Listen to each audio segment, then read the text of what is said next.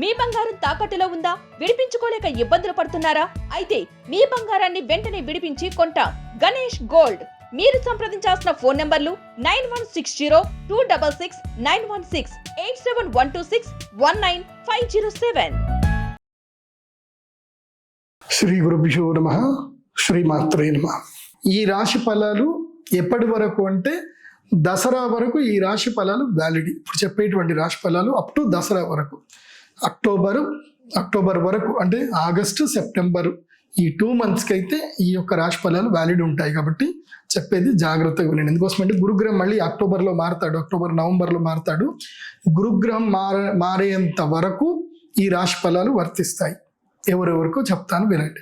కర్కాటక రాశి వారికి 2025లో జూలై, ఆగస్టు, సెప్టెంబర్, అక్టోబర్ ఈ టైం ఎలా ఉంటుందంటే కర్కాటక రాశి వారికి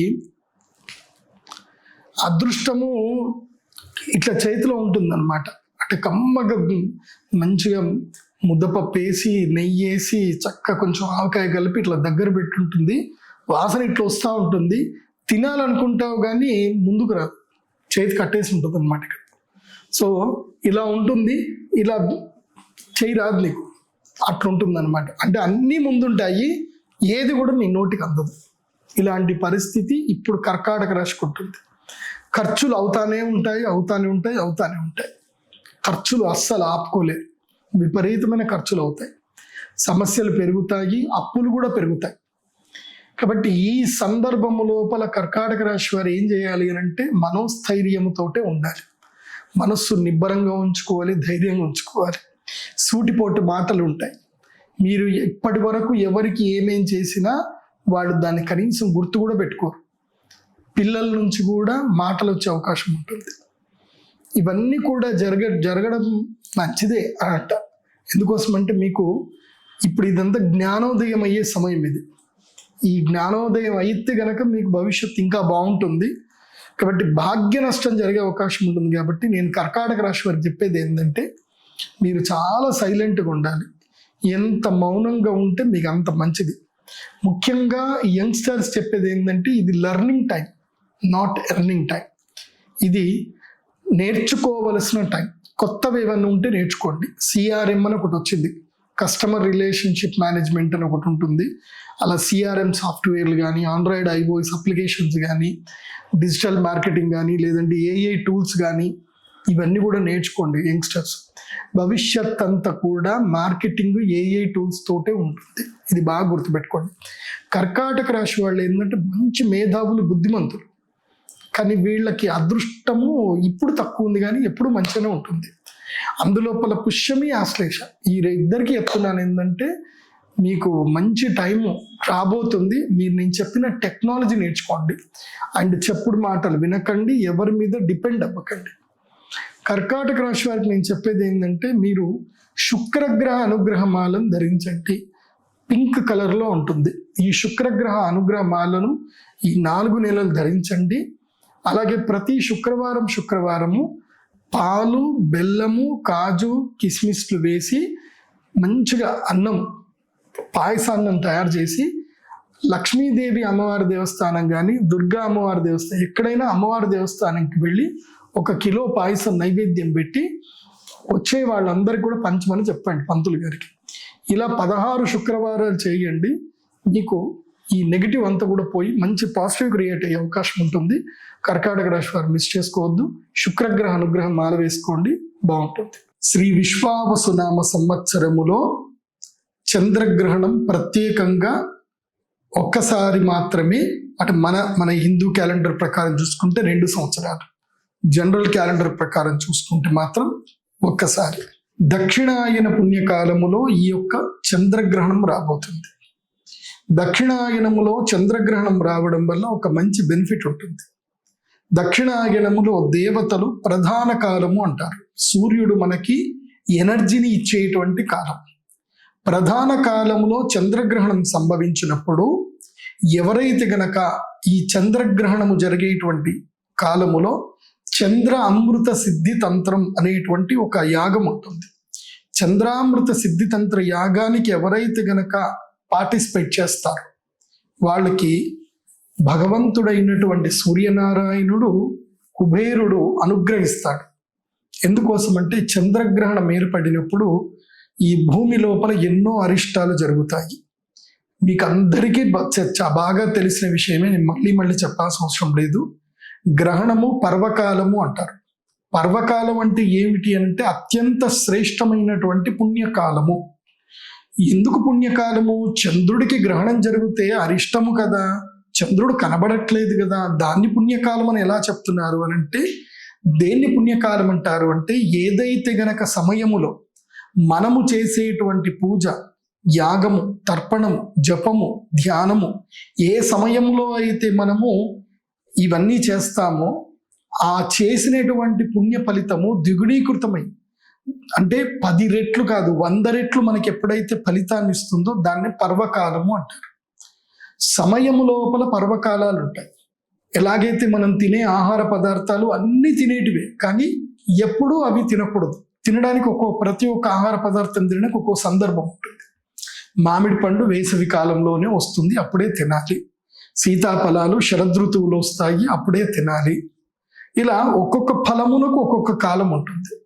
అలాగే గ్రహణము కూడా అద్భుతమైన ఫలితాలు, అంటే అదృష్టయోగము, రాజయోగం ఇచ్చేటువంటి కాలము గ్రహణ కాలం. ఏం చేస్తారు అంటే గ్రహణ సమయంలో సాధన చేస్తారు. అంటే కొన్ని రకాలైనటువంటి శక్తులు కావాలనుకున్నటువంటి లైక్ శుద్ర శక్తులు ఏవైతే ఉంటాయో వాళ్ళు సాధన చేస్తారు.